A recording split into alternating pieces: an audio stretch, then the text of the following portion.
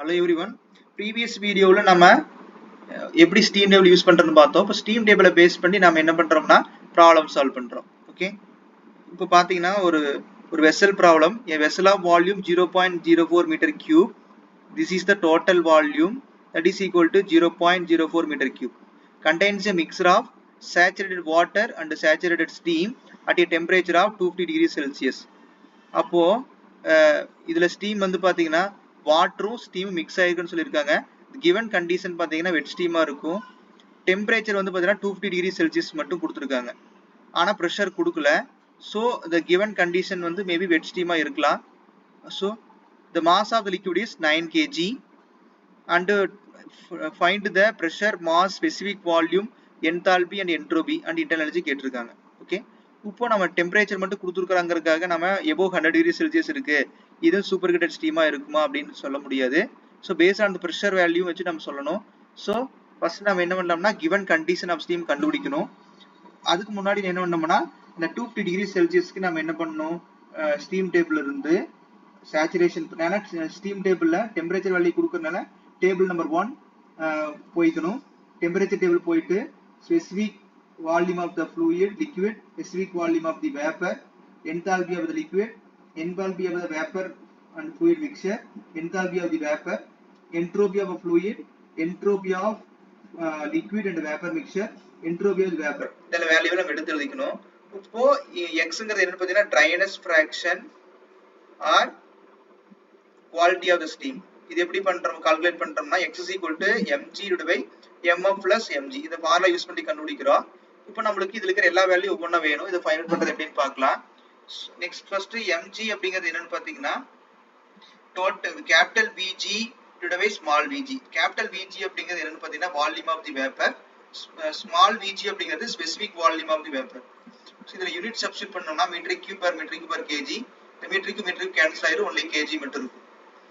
So இப்போ Vg is equal to first இப்போ என்ன இந்த Vg வந்து நம்ம டைரக்டா ஸ்டீம் டேபிள் எடுத்துட்டோம். பட் Vg கேபிட்டல் Vg யோட வேல்யூ தெரியாது. அது எப்படி கால்குலேட் பண்றோம்னா total volume minus volume of the fluid. So இது volume of the total volume வந்து 0.04 கிவன்ல கொடுத்திருக்காங்க. பட் Vf ஓட வேல்யூ நம்ம கால்குலேட் பண்ணனும். Vf அப்படிங்கிறது என்னன்னா mass of the fluid into specific volume of the fluid, that is equal to 9 into Vf ஓட வேல்யூ நம்ம given that ஸ்டீம் டேபிள்ல இருந்து எடுத்துறோம். சப்ஸ்டிட்யூட் பண்ணும்போது 0.01126 metre cube. Next Vg is equal to Vt minus Vf. So இத substitute பண்ணோம்னா 0.02874 metre cube. அடுத்து mg ஓட வேல்யூ எப்படி கண்டுபிடிக்கிறோம்? mg is equal to என்ன பண்றோம்னா இந்த Vg by small vg போட்டோம்னா நமக்கு வேல்யூ கிடைக்கும். சப்ஸ்டிட்யூட் பண்ணும்போது 0.75 kg. Next x is equal to இதுல போய் சப்ஸ்டிட்யூட் பண்றோம் mg by mf plus mg. Substitute பண்ணும்போது x ஓட value 0.06, always less than 1. for given condition of steam பாத்தீங்கன்னா wet steam. so wet steam தெரிஞ்சிருச்சு. next specific volume கண்டுபிடிக்கிறோம். specific volume is equal to Vf plus x into Vfg. here வந்து நம்ம mass வந்து பாத்தீங்கன்னா 1 kg assume பண்ணிருக்கோம்.